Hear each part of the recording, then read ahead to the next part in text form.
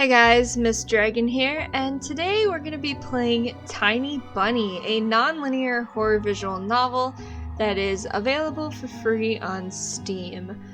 This game is planned to be released in 5 episodes, so this is only the first episode. So, let's start a new game.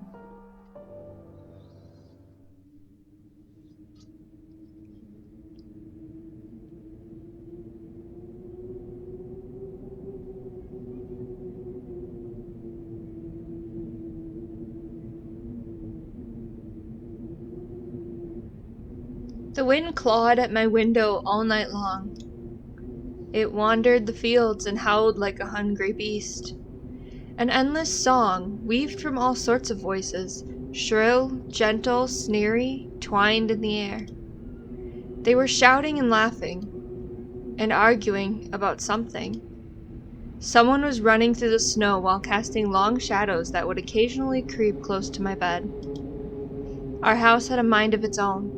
The creaky old mind of a building that had seen a lot in its days, and was seemingly trying to share its wisdom with the inhabitants.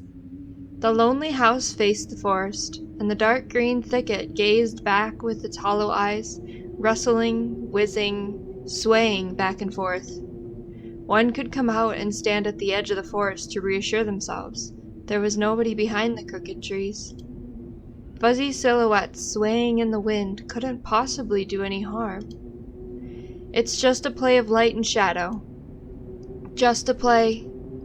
I knew it was just my imagination. I was already 12, after all. Still. Ooh.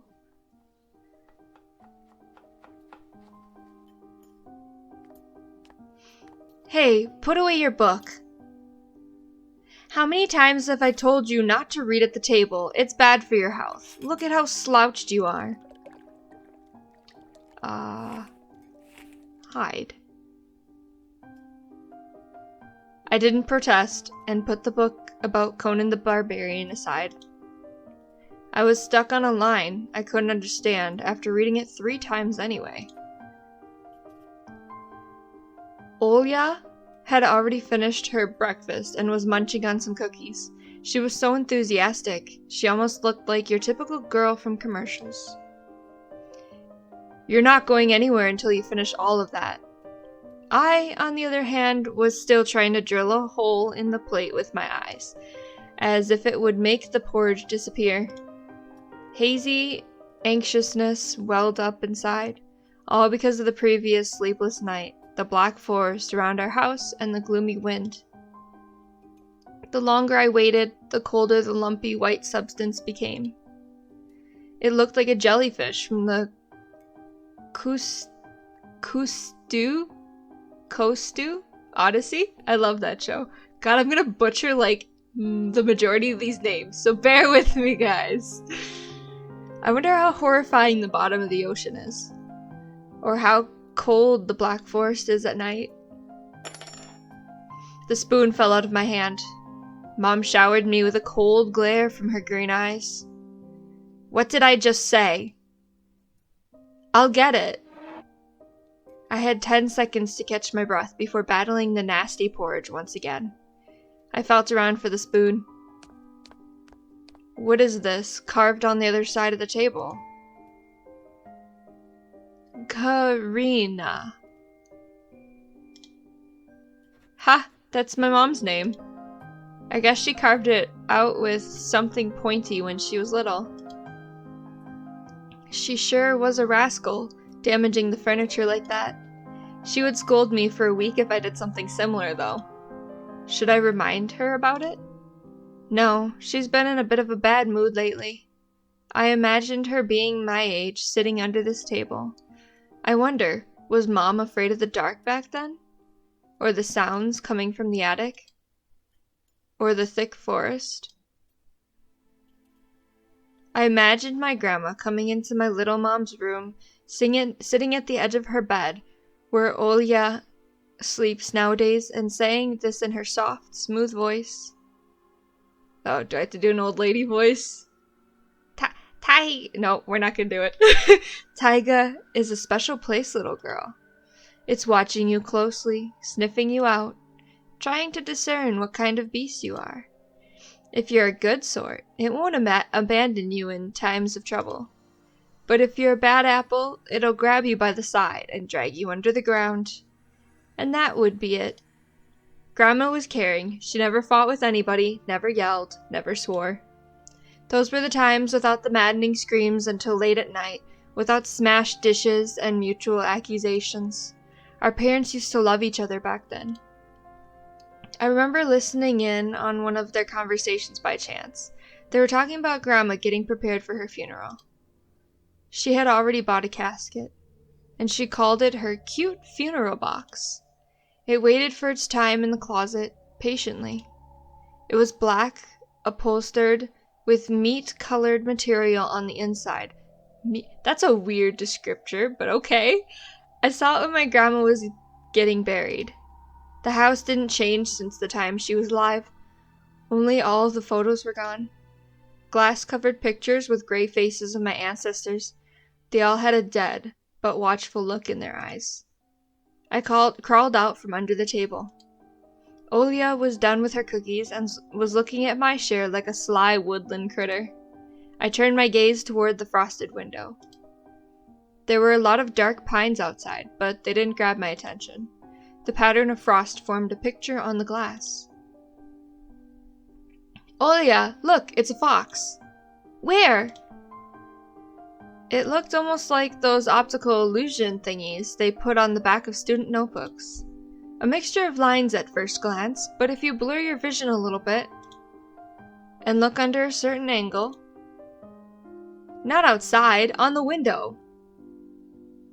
Look, here's the nose, and here's... Hey, eat up.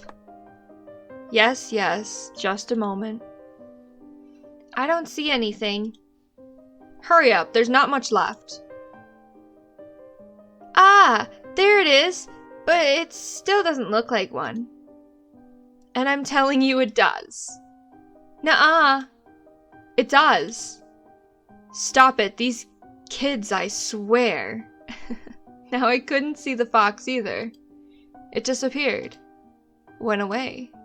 Only the frosty pattern, similar to stretched out nettle leaves, kept creeping up the glass. My dad entered the kitchen with long, measured steps.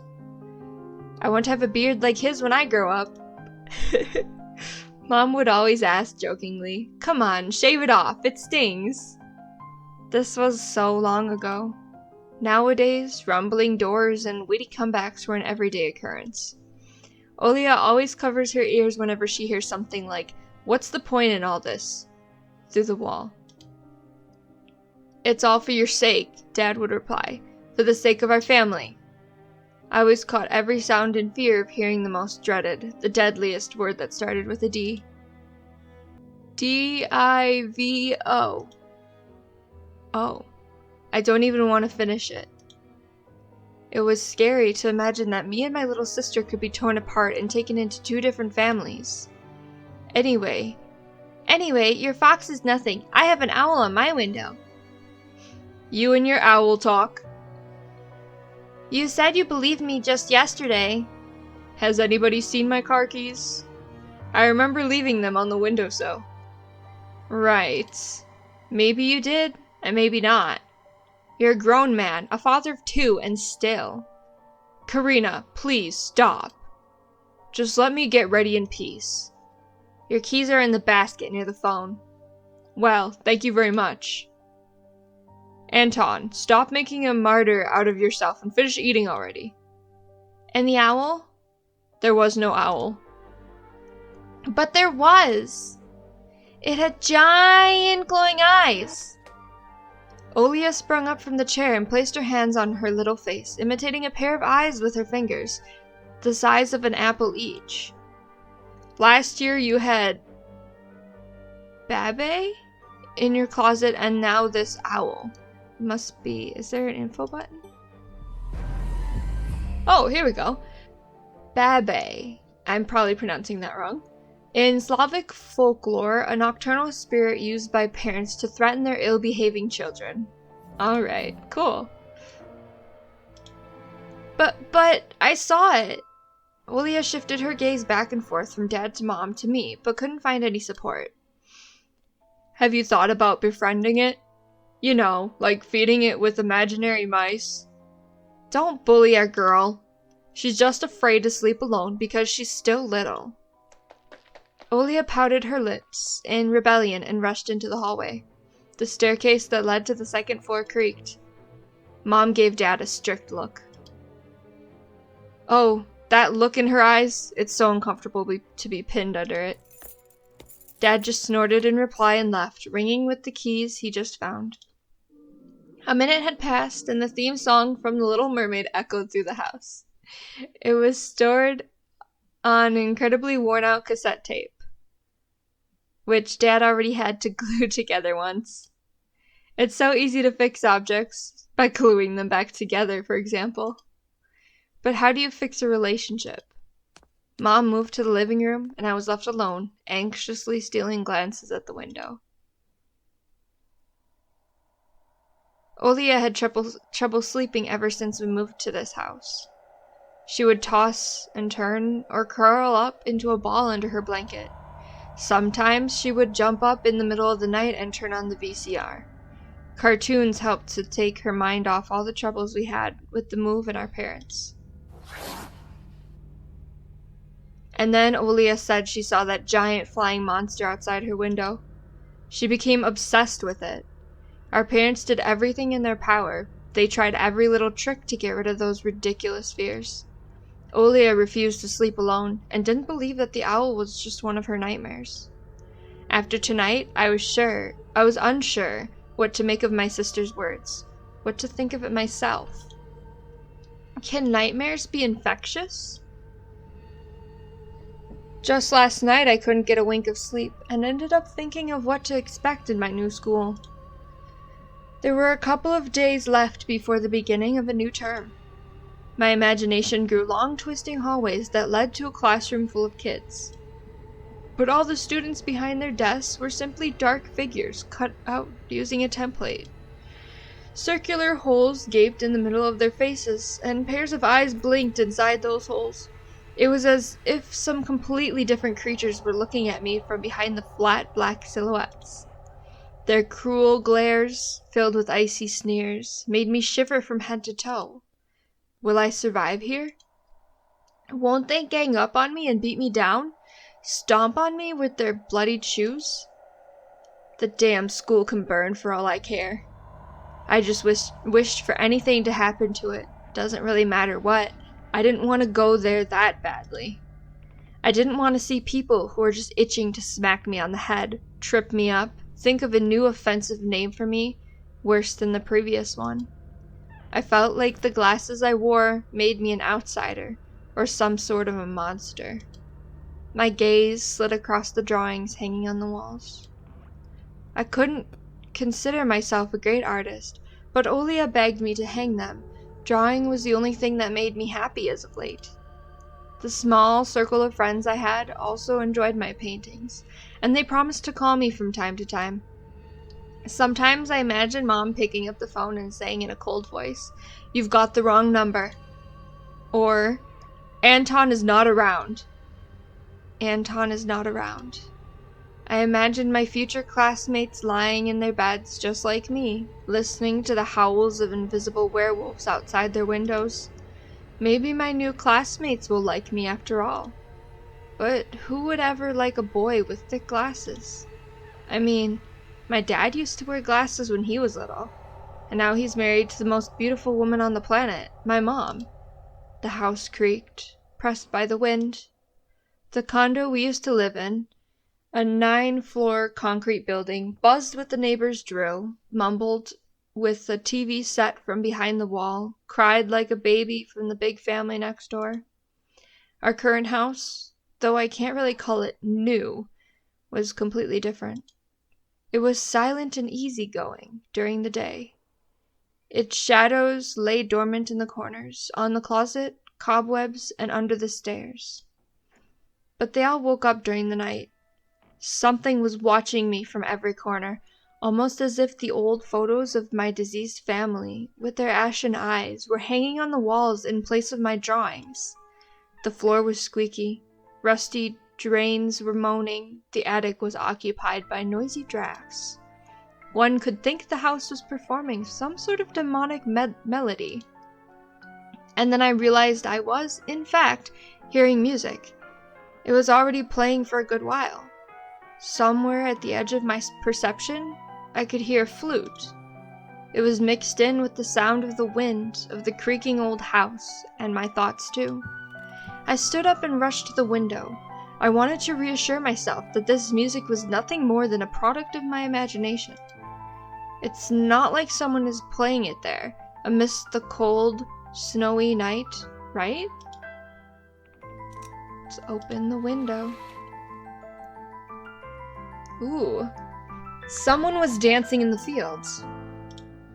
Black silhouettes I could barely make out, with the dark forest as their backdrop. They jumped around, basked in moonlight, bumped into piles of snow, rolled around, and crawled on all fours. Stories about wolves playing under the moon came to mind, but these were clearly not wolves. They stood upright at times, circled around, holding hands, and whipping up snow, disappearing into the shadows for a brief moment, and then coming back. Something bizarre was going on. Shadows dancing in the starless abyss made my imagination go wild, making me anxious at the same time. Suddenly, the music had stopped. The dancing shadows froze in place and, I could swear, pierced me with their eyes. One of the silhouettes immediately parted from the bizarre shadow carnival and sprinted across the field with giant leaps. It glided on squeaky snow without leaving any prints until it was devoured by the pitch-black shadow of my house, which became even darker and thicker. My heart was jumping around like the bird inside a cage. I shut the curtains with a swift motion and stepped back toward the bed. They saw me. A freezing torrent of fear washed over me. I stood in the middle of a perfectly dark room and listened to some unwanted guest move and scrape around, looking for an entrance. The sound moved to the right, then circled around the house. Now my guest should be at the front door. I jumped into the bed and covered myself with a blanket as if it could protect me. The shackles of fear locked my muscles. I remembered the funeral, my grandma lying there, hands crossed on her chest, her facial features sharp like that of a tin doll. Ants running up and down the legs of chairs that held my grandma's casket. I imagined those little creatures climbing up her head and pulling up her eyelids with their tiny legs. Then her wrinkly eyeballs would once again move inside their sockets, and she'd be able to see her grandchildren. I was chanting the spell she taught me throughout the whole procedure. And now, lying under the blanket and listening to squeaks and howls, I was repeating the same words. On the island of Buyan, underneath the blemished sun, in the sea of color blue, stands a cabin made of wood. There lay lard and ashen hair, for the spawn from devil's lair, to feast and always leave alone. God's faithful servant named Anton. Evil leave this house must. Ashes to ashes, dust to dust. Bizarre sounds had disappeared. I cautiously peeked out from under the blanket and saw curtains waving around like a hangman. And then the night doused me with a new portion of boiling terror. The sounds scratched at my eardrums. In reality, something or someone were scratching at the front door, hurriedly clawing at wood, demanding to be let in. The door was shut. Dad had become very cautious recently, so he installed a sturdy lock.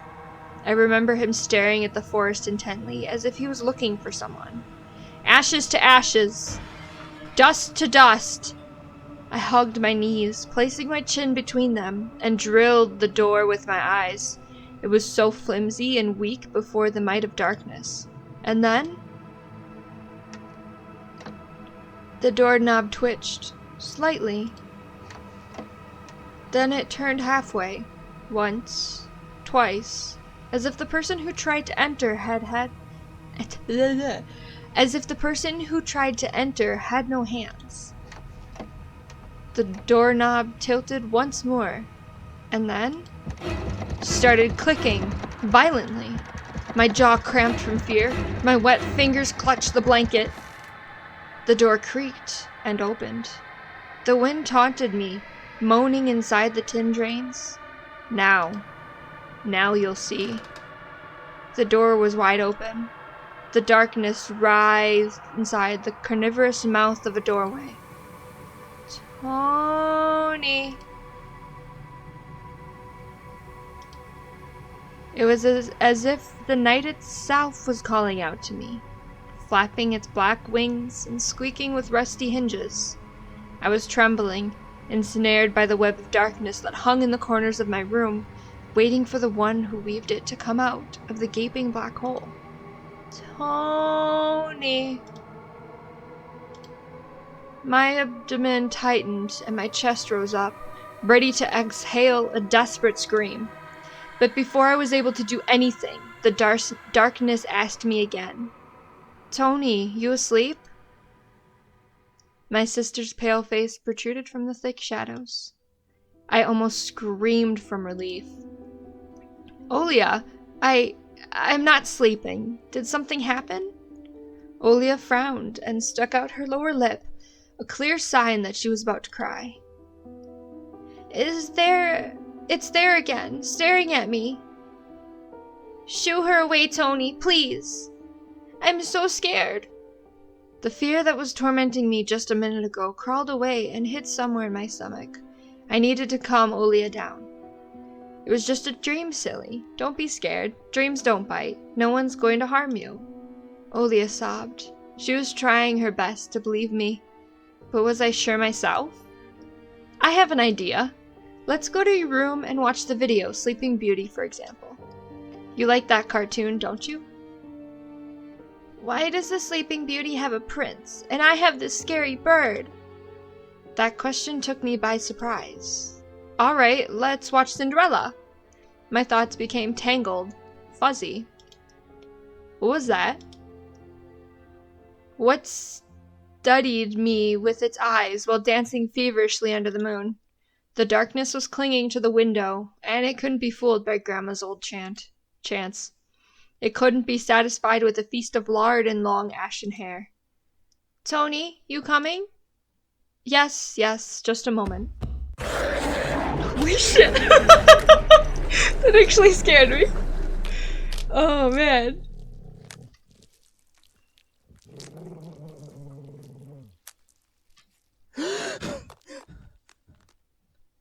Oh my god. Okay. That's why I didn't want to laugh at Olia and her owl in the morning.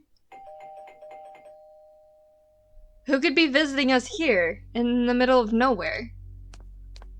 We don't know anyone around here. So persistent. I felt extremely unsettled just from a silly thought that our morning guest could have come from the woods. I could barely hear voices coming from the front door. My mind was urging me to hide. In the closet, under the table, behind the curtains, where Olia always hides. Tony, come here! I felt little kettlebells were tied to my feet, but still dragged them toward the hallway. A couple of policemen towered over me in the doorway. They smelled like frost and worry. My mom always winced and grumbled the moment she saw patrol cars, worse than bandits. At the moment, though, she looked somewhat confused. Hello. The senior officer who wore a grim expression nodded. A boy had gone missing yesterday. His name's Vova. Look at this, please. Have you seen him? The policeman held out a photograph to me. Wait, why was Mom? Anyways, whatever, that's fine.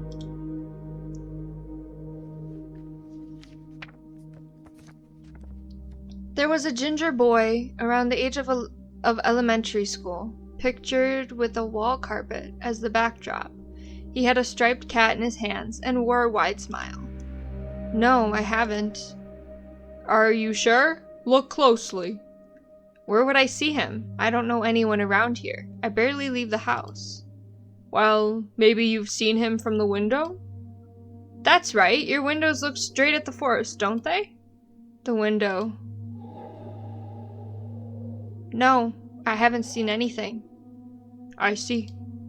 He sounded tired, but his eyes, his stare, long and heavy, was full of suspicion. I squirmed unwittingly under the weight of guilt, which his giant shadow cast over me. The policeman finally tore his eyes from me and glanced over the hallway, the stairway, and the cracks in the ceiling, which I haven't noticed before for some reason. How do you like your new place, by the way? Getting used to it? Bit by bit. It's just our little daughter misses the city a lot. Misses the city, huh? Have the locals been treating you well? Yes, everything is all right, thank you.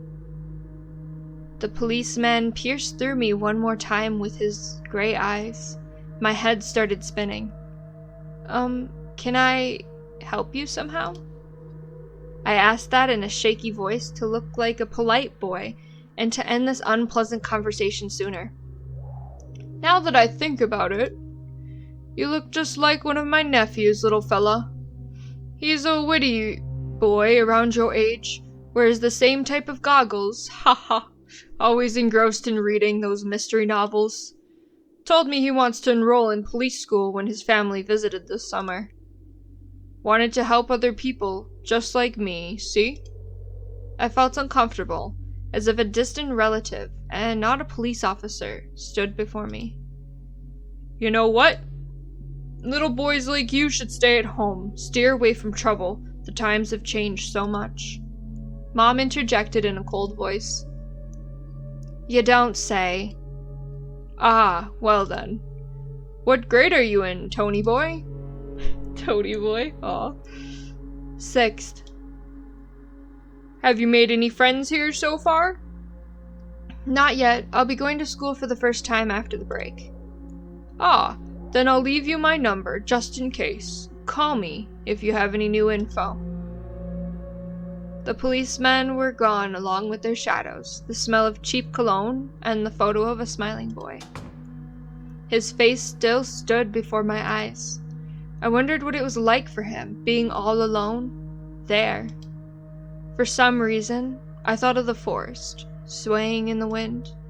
What did his poor parents feel? And what would my parents do if I'd gone missing? Would they cry and thrash around hysterically?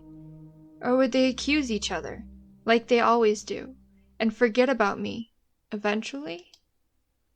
Mom, this Vova, did he go missing in our forest? Seems like it, poor child. I looked out the window at the road. The police UAZ drove off toward the village. What is that? A Soviet and Russian off-road freight passenger car brand, which was produced on the Ulyanovsk car factory? I butchered that name. Okay, interesting. I like the index. It's nice. The officer's nephew came to mind when I was splitting off old paint from the windowsill. I remembered all the teenage mystery novels from the Black Kitty series I've read this summer. Hoo-hoo, another index. A series of contemporary Russian original or translated teen mystery books. Okay. Your average boys and girls investigated all sorts of mysteries there. They looked for clues, spied on suspicious people, and after a set of amazing adventures, bam, solved any complicated case.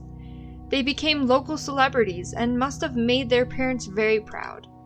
I noticed a trail of policemen's footprints that led to the forest. And then it clicked in my head. Why don't I start an investigation of my own? Maybe I'll find that lost boy. And I'll get a reward. Olia will be so happy. And not only Olia, Mom and Dad too. Maybe they'll even forget about their quarrels for a while. Maybe I'll even save us from the D word.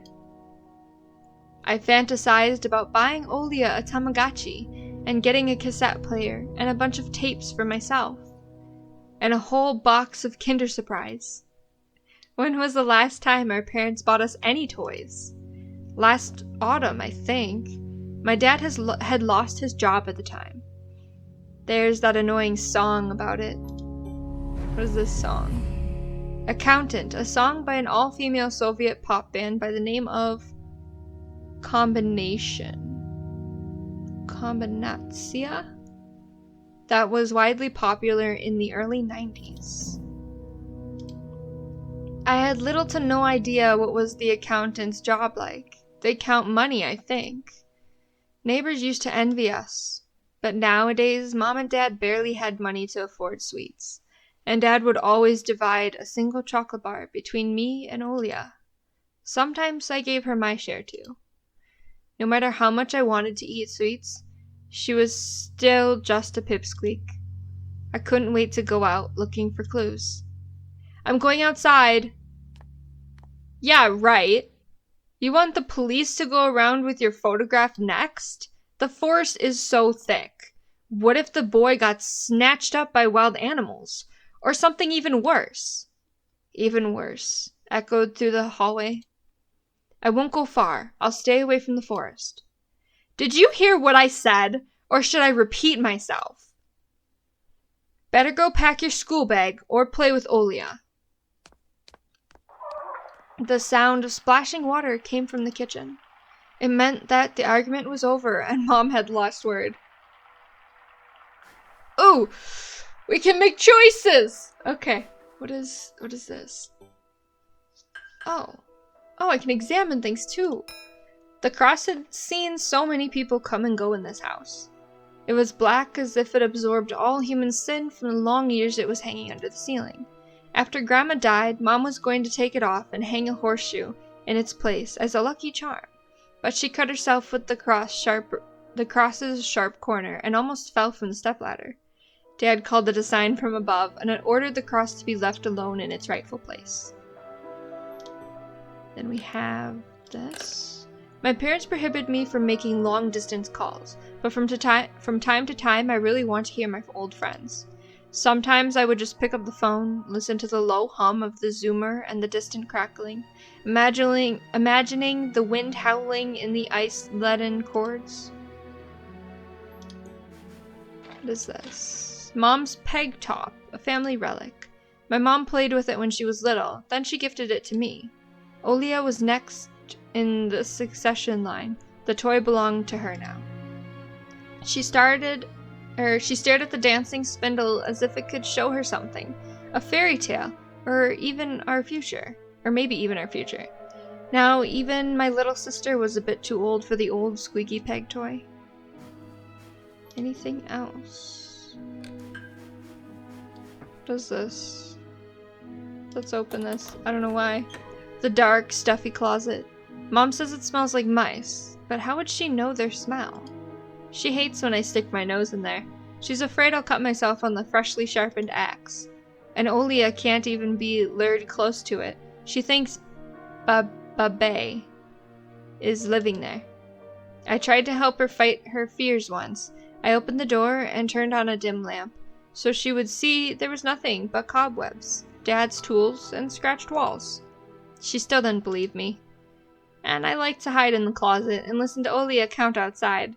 1, 2, 3, better hide from me! And then drag her feet on the creaky floorboards, hoping that she wouldn't need to look for me in the cramped monster's den. Should we go to the kitchen or the front yard? I kind of want to go see Olia. Well, we can look around here too. The side of an old ocean freezer was checkered with my childish drawings, Mom's recipes, and all kinds of stickers from bubblegum with dinosaurs that Olia liked so much. Among that still life picture hung a piece of ruled paper with the phone number of the police officer who visited us. First Lieutenant Konov? Maybe? I don't know. I read inside my head, looking at the officer's sprawling handwriting. A scrap of paper was held by 2 pieces of a broken magnet from some old Soviet toy. and those pieces just barely covered by the numbers, as if to taunt me. I leaned toward it to unveil the mystery and take the piece to a safer place, where it would wait for its time when I would finally find Vova and be the first to call the police with the happy news. Anton! Mom's reproachful eyes stared at me. What do you need it for? Hands off! You'll lose it! Angering my mom was the last thing I wanted, so I lowered my hand. Calendar? The decrepit and stain-covered calendar was once my favorite form of entertainment in Grandma's house. I remember waking up and running to the kitchen so I could tear off yesterday's leaf first thing in the morning, as if the coming day would get lost in the taiga forest without my help. One day closer to New Year's. One day closer to Grandma's funeral. I haven't touched this calendar for years now, since the time they started writing dark and spooky death chants that only made me gloomy instead of funny proverbs and superstitions, to be exact. I grabbed a dusty calendar leaf with caution, and it tore off effortlessly. Sadly, the spooky descriptions from my childhood were still there. 7 horses carry the log. If 7 can't carry, bring the 8th from a fairy. They will take it away and never come back. This is the fate the log cannot escape. I crumpled the gray leaf and threw it into the waste bin, hoping to get rid of the anxiousness that washed over me. It was spreading inside me like an ink stain on blotting paper. Was there something else to examine? Okay, we have the newspaper and the radio, and I think we'll turn... I don't know. Emercom of Russia has declared the state of emergency due to adverse weather conditions. According to the weather forecast, the cyclone is moving toward the region. Expect heavy snowfall, blizzards, and snow drifts on the road. Keep your eyes open and take care of yourself. I took a peek at Mom's crossword. She would get very angry when someone gave her advice, so me and Dad faked knowing the answer, and being about to reveal it all the time. I smiled at that fleeting thought. Vertical, 9 letters, the name of the Philistine deity that protected them from viper bites and had a nickname, the Lord of Flies. Second letter is E. Should we open the fridge? Let's open the fridge. Oh, and we can open the freezer? Grandma kept ice cream for me and Olia there, but now I could only see meat bits for soup and clumped together pelmeni? I grew to hate them already. What is that? A Russian variety of dumplings made by boiling thin, unleavened dough filled with mincemeat. One may even call it Russian fast food. Okay, alright. Cool. I guess we'll turn back. And then, oh, you can click on Mom. It was difficult to lie to Mom, but there was no other way for me to run away from home. Mom, something's wrong with the TV. The picture is dim and there are stripes all over the screen. Mom's face became visibly distorted. Ah, you're killing me here. So have you had enough of shooting those stupid ducks now? Told you the kinescope will go dim because of your console. Where will we find a TV technician in this hole, huh? Maybe it's just the settings? Please, go see for yourself. Strange, it worked fine in the morning. Maybe the snowfall caused it? Mom rubbed her hands clean on her apron and went to Olia's room. Oh. Well, that's interesting. Can I click on anything else? Okay, well I guess we'll go to the front yard. I guess if you don't distract Mom, then she would catch you in the act and you'd get in trouble or something. I don't know. I opened the front gate and went into the fields. Carefully, so Mom wouldn't see me from the window. When I crossed half of the distance toward the forest, the snow piles became as high as my knees. I remembered my nightly fears. I saw those silhouettes around here. They were jumping around, holding hands. That hypnotizing music started playing in my head, all on its own. In the light of day, those distant figures felt like a simple dream. The sun turned my nightmares to ash, but the aftertaste was still there, distant, ringing in my ears. distorted shadows crawling on the snow alongside me, and a barely audible whisper in my head, blurry and almost kind. Everything was silent. So silent, I felt like the world was totally empty.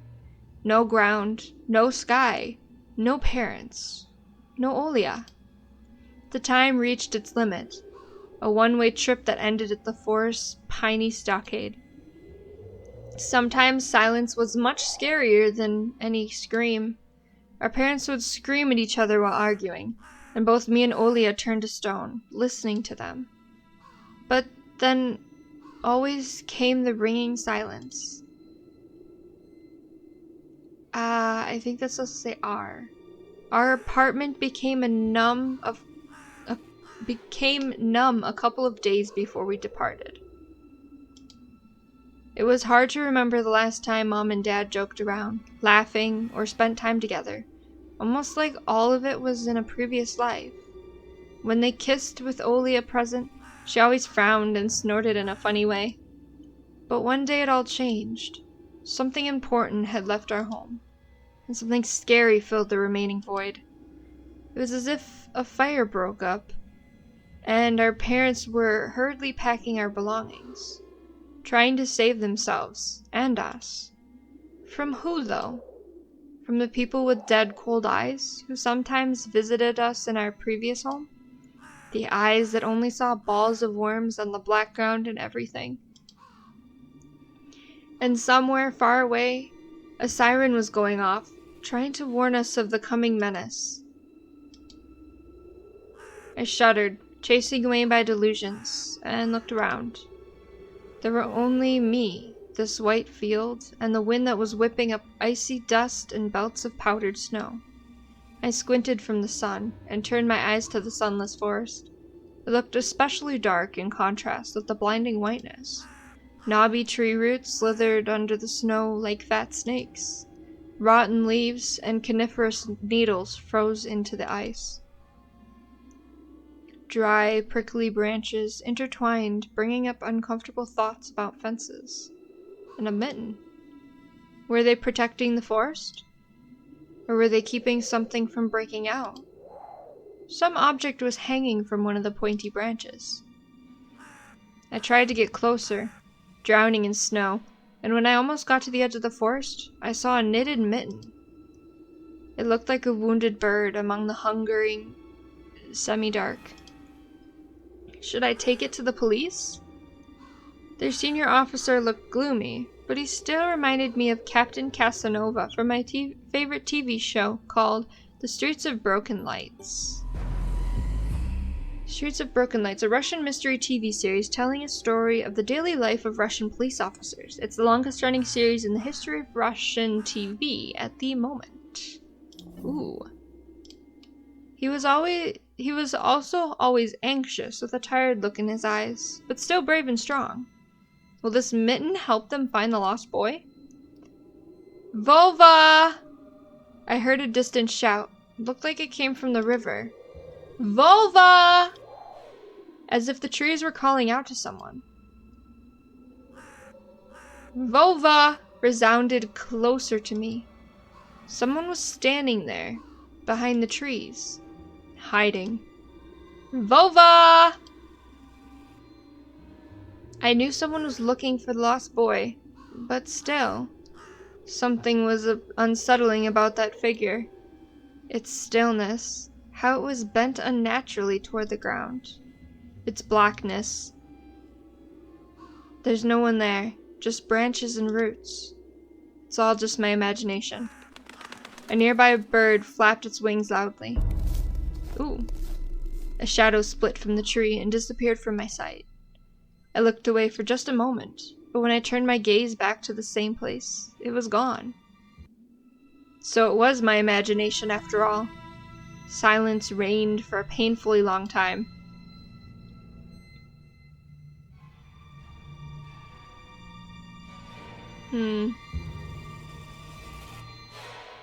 My muscles were tightly sprung. My heart was beating somewhere in my throat. Any noise, any little movement, any small whisper from the thicket, and I'd sprint. But nothing of the sort happened. I looked at the mitten once more. Oh, should we take the mitten? We should take the mitten. Let's take the mitten. Why not? Oh, we're gonna die, aren't we? I decided to take the lonely mitten from the branch. Oh! There's something. Oh! There's some things. Vulva! Oh my. A shout rumbled across the field and dissolved into the distance. No echo. No hope for a reply. Maybe we should have ran. Am I supposed to click? No, I don't think so. I stepped toward the bristly trees and tried to claim my find. It didn't budge. I pulled harder. The branch cracked and the mitten tore off, landing in my hand with a squishy sound. All too heavy. Wet. I squeezed it without thinking, and something dark spilled from it, forming a tiny string between the mitten and the snow. Steam rose from the snow pile. Oh my god. I froze in place, studying my palms in disgust. Red. The sound of cracking branches invaded the silence. I didn't have to think twice before running away. Someone was chasing me from the darkness, breaking pine branches, closing the distance with giant leaps. Snow was slowing me down. Crazy thoughts flew through my mind. I'll get caught. They'll get me. I'll get dragged into the thicket. I'll be gone. Forever. But there was one more voice, probably one of reason. It gave me strength, spurred me on. You can do it. Don't stop. I heard an animal roar behind me. It was so loud my ears went numb. It felt like the sound had come from a pack of hungry beasts, rather than a single one. Their nostrils sucked in freezing air. They sensed my fear. Two giant wings flapped above my head. An enormous shadow flew over the clearing. A hoot. A wheeze. The roars were coming from all directions now. From the dried-up raspberry bush. From twisted pines. From under the windfall. Hurry! Run! Don't look back! It felt like I was inside a nightmare. The snowy clearing became vicious, like viscous, like quicksand. I was stuck in place. I pulled my leg from the mushy trap just to be caught in a new one, even deeper than before. I continued to drown, sinking deeper and deeper with every desperate push. Was snow ever this sticky? I screamed in horror after realizing this wasn't snow. Someone, or something in the snow pile, was clutching my pants. I gathered all my strength and rushed forward. The pressure on my leg was gone. My boots slipped out of the hole, and my soles were on a hard surface again. I reached a clear path with one jump, and from there ran to my house. Its gloomy facade didn't look threatening now. That house was my line of defense, from the shadows that flapped their wings, and the creatures that were hidden under the snow. I tripped over the doorstep and smashed into the door. In all my hurry, I still managed to notice the claw marks, as if a dog was striking the wood with its paws, demanding to be let in so it could escape the cold.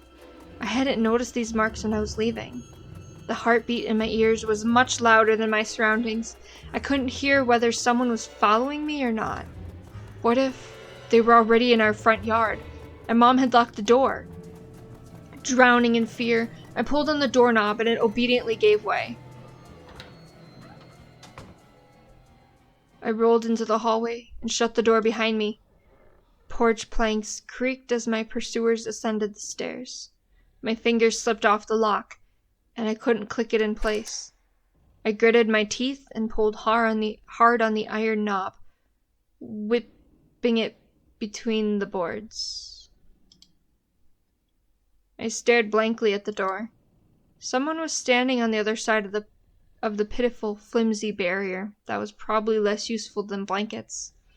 Wheezing breath reached into the house and crashed at me in waves. It smelt of pine and sweat. Mom peeked out of the kitchen and chastised me with the same frigid voice she always used when talking to Dad. What exactly didn't you understand when I told you to never slam the door? I didn't mean to. I snuck a glance at the door. The smell was gone, and the breath was too. If there was someone in the first place, of course. Here, mere 5 meters away from Mom, my fear was slowly weakening, melting like snow in spring, and with it, the last bit of strength I had left my body too. My legs gave way. I propped myself up against the wall so I wouldn't fall over. Mom's expression had changed immediately. The cold mask of strictness and detachment was gone. Mom looked the same as before, all those quarrels. She finally saw my condition. My wet pants, plastered with snow. Where have you been? What did I tell you, huh? I told you to stay home. Am I nothing to you too? I got afraid she would cry. I reached out to her like when I was very little and wanted her to cuddle me. Oh, this is getting sad! My gosh. Alright. But Mom regained her composure fast and put on her usual face. Her eyes shined like steel. Her voice rang out. Your dad can't find his cigarettes. Be honest. Did you snatch them? Were you smoking in secret?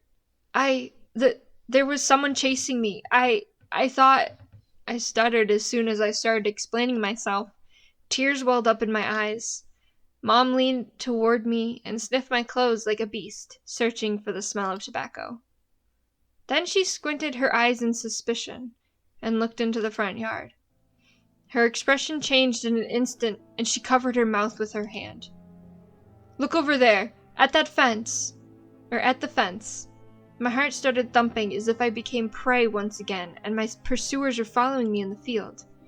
I could swear that I've heard something scratch at the door, just like in my nightmare. Mom beckoned me with her finger, and I gathered all my remaining bravery to look into the kitchen window facing my fear. I could barely discern some hairy silhouettes swimming in snow through the icy winter patterns on the glass. Dogs! Just a small pack of strays, with no name and owner, barely reminding of the hungry monsters that live on the edge of the forest. Oh boy, were you scared of them? I think they'd rather be scared of you, Anton. They were chasing me, like a bunny. And what if they're rabid? The smile had slowly disappeared from Mom's face. Now she looked at the dogs as if it was her first time seeing them. What if they attack Olia? Mom? I wish your dad could just shoot them all. Mom, look! They're alive! Huh? What? Are they your friend or foe after all? Make up your mind. You're not a little kid anymore. Mom sighed in annoyance, and I felt so bitter that I bit my lower lip and fixed my gaze on the cobweb-ridden corner. Well, some detective I am. In reality, I wasn't risking my life among monsters, but rather my pants among a pack of stupid strays. And what for? What use do I have for this? Mitten. Of course. A dark and sticky mitten that belonged to the lost boy made a squishy sound in my hand. Seems like I was clutching it the whole time. That's my trump card as a detective. I hurried to present this clue to my mom. Mom, look. This is Volva's mitten. That boy the police were asking about in the morning.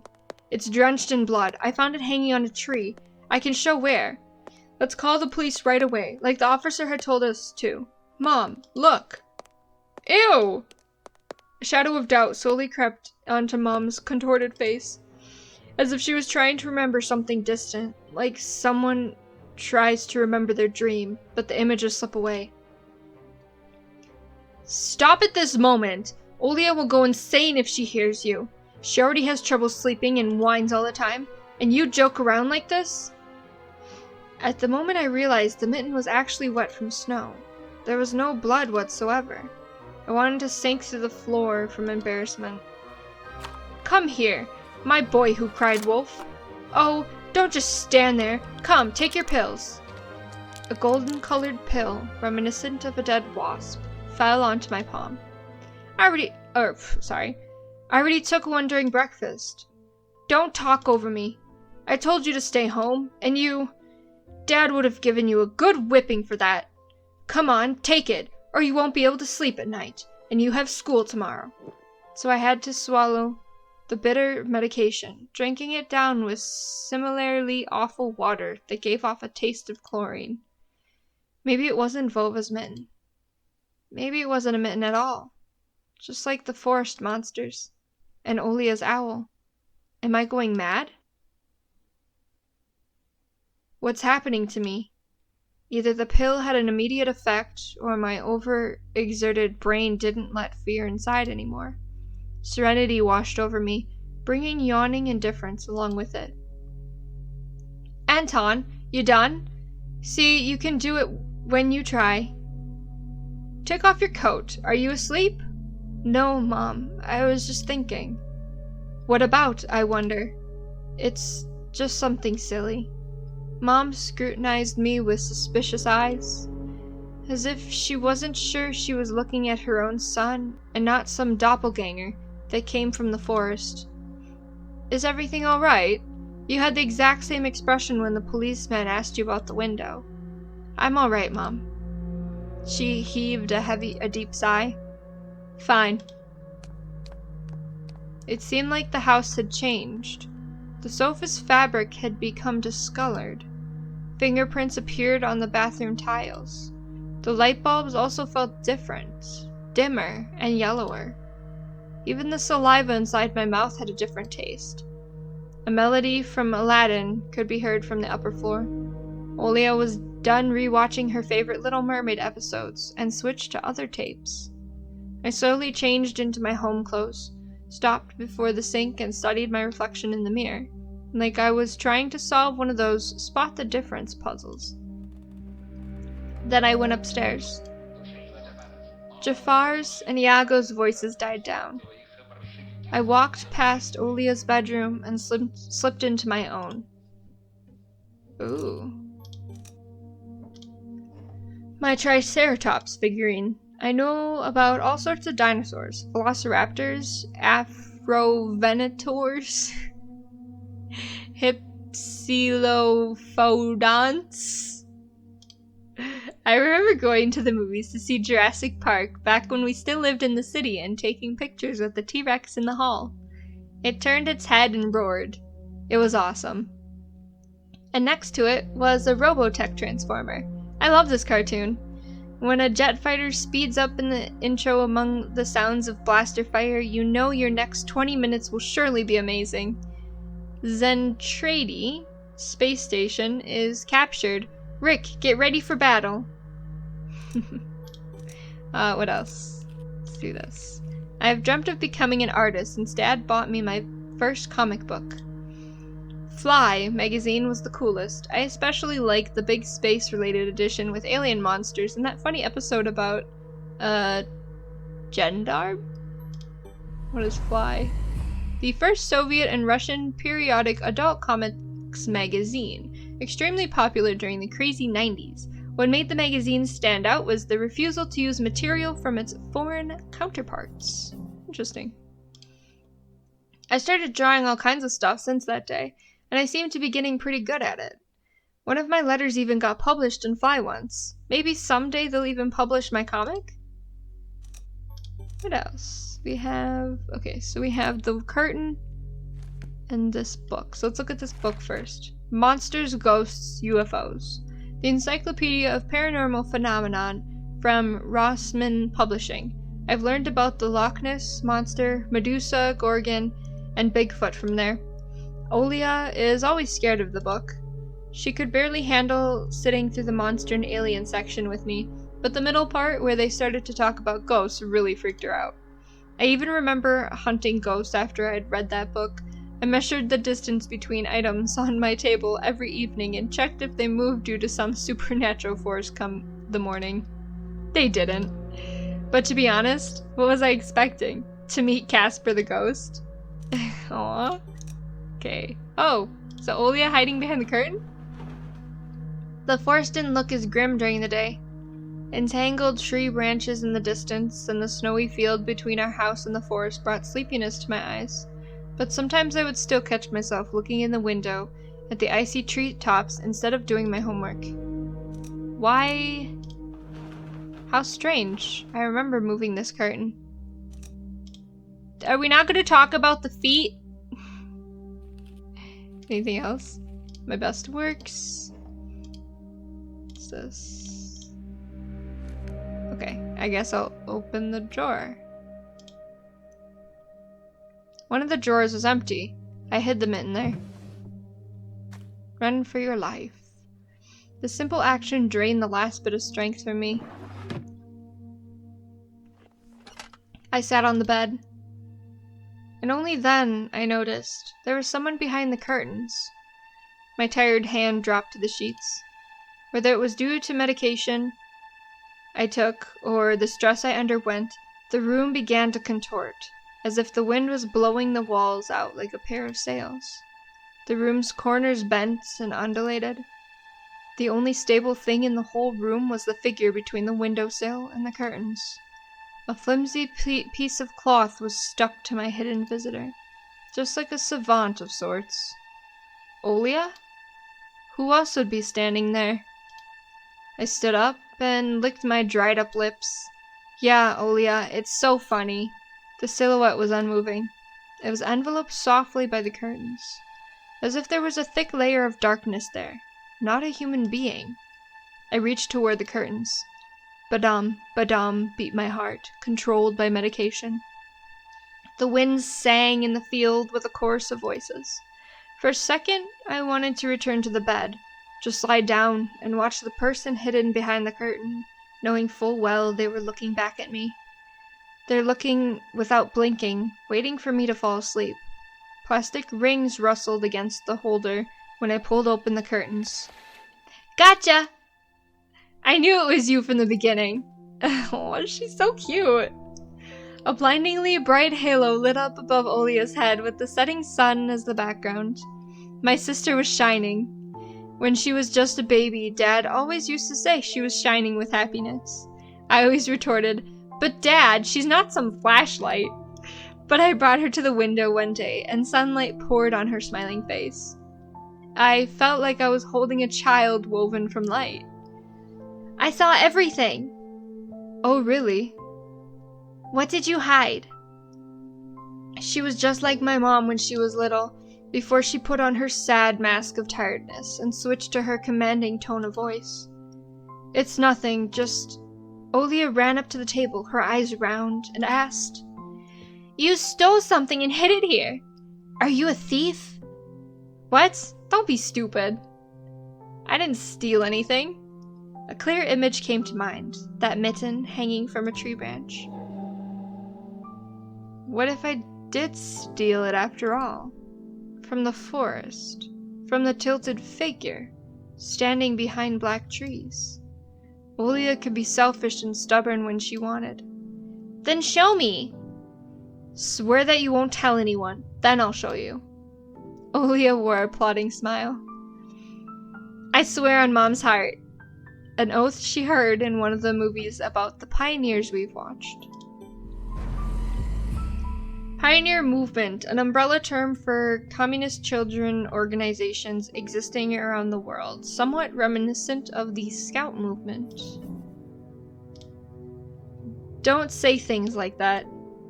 Olia nodded and made a gesture with her hand, locking her mouth with an imaginary key. She was filled with curiosity that was splashing in her giant eyes. I opened the drawer, and Olia leaned in, holding her breath. It looked like there was not just a simple mitten, but some sort of exotic creature. Is this someone's mitten? She said that as if she couldn't understand what she saw. A certain boy lost it, and got lost himself. Now you do understand how dangerous it is for kids to wander into the forest, right? He must be really cold out there. Will they find him? They will. The police are going house to house, showing his photo to everybody. Olia traversed the room with care and pressed her tiny palms against the window. And Then why are they going to houses and not the forest? Are they scared?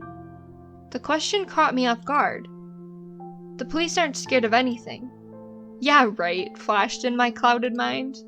Did they really check every nook and cranny, where darkness, cold, and whispers of icy branches dwell?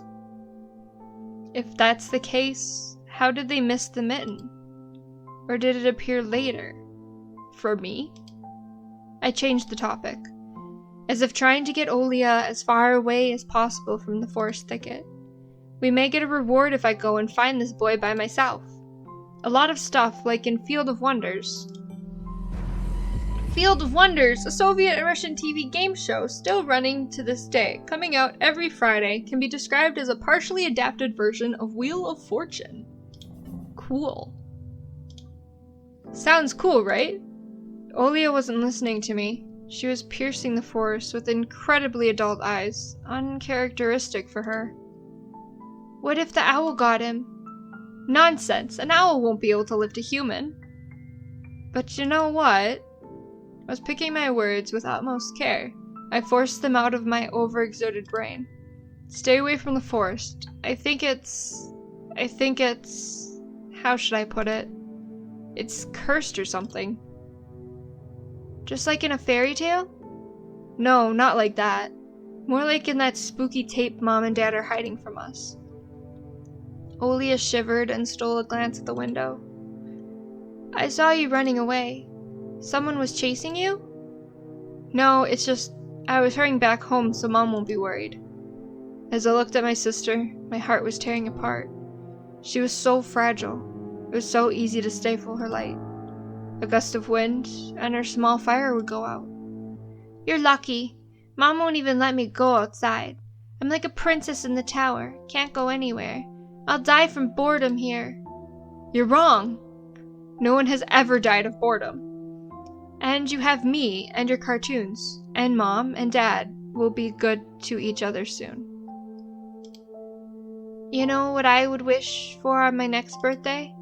I'd wish for Mom and Dad to turn into children so we could go and play together like we used to.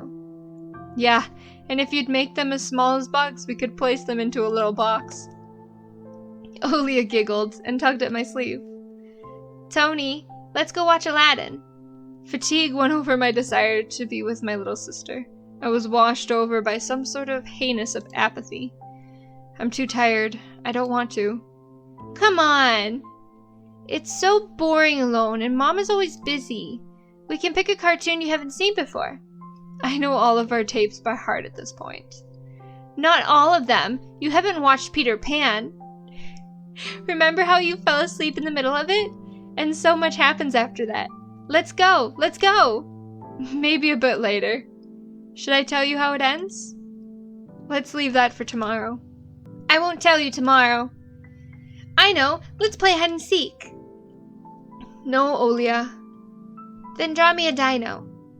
Olia, please. Draw it! Draw it! Will you leave me alone already? I blurted it out without thinking, and then I was immediately taken back. I'd never screamed at my little sister like that. Olia stared at me in shock. Her lips started trembling, a precursor to tears. My chest was seething with disgust and embarrassment. What's happening to me? I hurried to prevent Olia from crying. All right, you win. Let's go watch cartoons for a bit. I don't wanna. I came up to her, put my hand on her soft head. Let's go. Let's go watch Peter Pan. Boo! You'll fall asleep again. I smiled and lifted her chin. Her eyes were wet and felt bottomless. I promise I won't. And I'll draw you a full triceratops later. Hooray! Tripaceri-pops. Well, close enough. Olia rubbed her eyes at the sleeve of her pajamas, and a shining smile returned to her face. I'll go ask Mom for condensed milk and bread, and you rewind the tape. The bread is fresh, just how you like it. All right, just be careful not to spill the milk, or you'll be yelled at again. Want to bet I won't spill it? The tape is somewhere in the nightstand. Look for it. Olia disappeared into the doorway, and I dragged my feet into the neighboring room. Oh, I can look at some stuff. A piggy bank. Olia is saving money for a real puppy because Dad said that taking care of him will take a lot of money. Cute. Olia's countless toys. An old teddy bear is the main attraction here. Olia doesn't sleep without it. And she digs her nose into its fur when she sleeps. That's cute. It is very adorable. The scary window where Olia sees that accursed owl every night lurking in the dark. Olia keeps curtains open during the day, but as soon as the twilight comes, she shuts them tight so she wouldn't see the pair of hungry eyes outside. Anything else I can click on? No. Okay, let's turn on the TV. The old photon TV was gathering dust in the corner. All that was left was clicking the button on the front panel. The tube warmed up and familiar white noise started dancing on the black screen. I almost reached out to turn on the VCR when the noise calmed down and a blurry image appeared for a moment. It was a dark taiga forest, just like the one outside my window. The picture split the screen in half. Such a weird noise. Something creepy resembling human speech was coming out of the speaker. Just a few moments later, the scenery was again overshadowed by noise. Did it catch some rogue signal? Local TV station only really showed Soviet cartoons, and even that was pretty rare. And only just recently, I used to always watch Robotech before school. It was so awesome. Maybe I should tinker with the antenna? What if I catch this channel again? On the other hand, Oli had asked me to find the tape. It wouldn't be nice to disappoint her. But in my sleepy state, I didn't have the strength to do all of it. Let's search. I sifted through the shelves full of dolls and blue hippos from Kinder Surprise. Oh man, I remember those hippos. I found the tape I needed thanks to its shabby spine. I got the black rectangle from its box. The tape inside, it rustled with while rewinding to the beginning. This rustle was lulling me to sleep. Drowsiness attacked me while I was squatting before the TV. Images whirled in my head. Me and Olia flying above the forest, tumbling in the soft clouds. My little sister is laughing, but her smile becomes more and more forced with every passing second. I notice that the clouds underneath us part, bearing the bristly pine tops. Swampy darkness slurped among the trees. The wings are no longer able to hold us, and Olia. You haven't started without me, have you? My sister brought the tray with unevenly cut bread and a whole can of condensed milk. I rubbed my eyes. No, come sit. Mom and Dad are arguing again. They're going through rough times. Rough times are lame. On the screen, Wendy was hiding Peter Pan's shadow into the dresser. Olia was entertained by the cartoonish dog, Nana. Maybe Mom and Dad will buy us a dog too. Yeah, right. I'll have my own dog in the Neverland, and a cat, and a parrot. Olia smeared a slice of bread with a thick layer of condensed milk and handed it to me. Have you lost all of your baby teeth?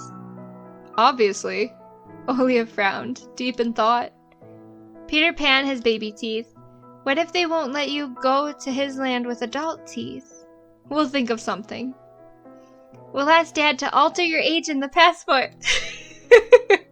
And why would Dad forge documents?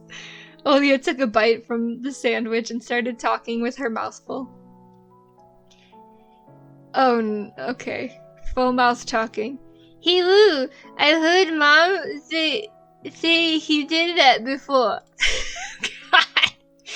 You'll grow ears as big as Dumbo's. Olia got worried and touched her ear. I smiled to myself.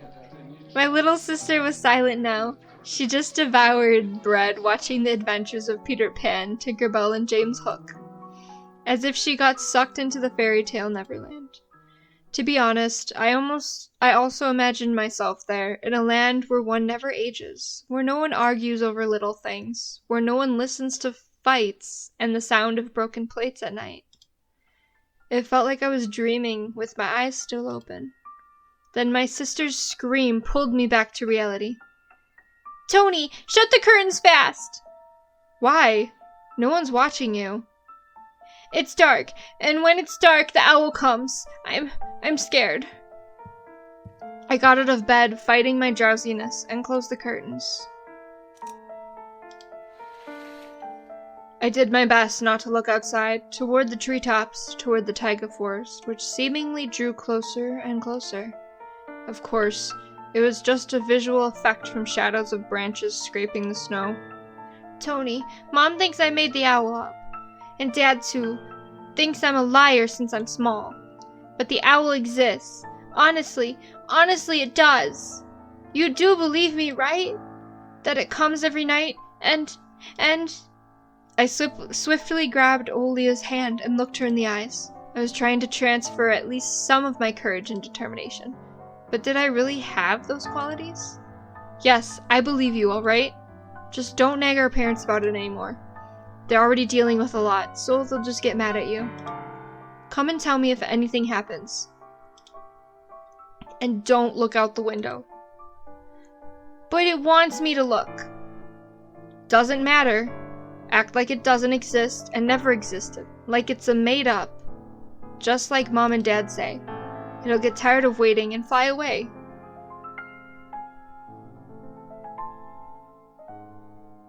It was madness, but after everything that's happened recently, I was more and more inclined to believe Olia's owl existed.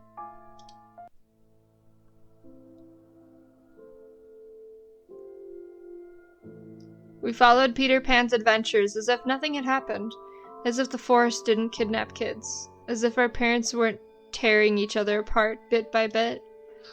Captain Hook was running away from a crocodile, and Captain Pan was headed to London on a gilded sailboat. By some miracle, I lasted longer than my little sister. Olia's eyelids had dropped. She started snorting slightly, resting her chin on the side of the bed. I stood up and left Olia's room. I was looking out the window, studying the fields, when Mom peeked into my room.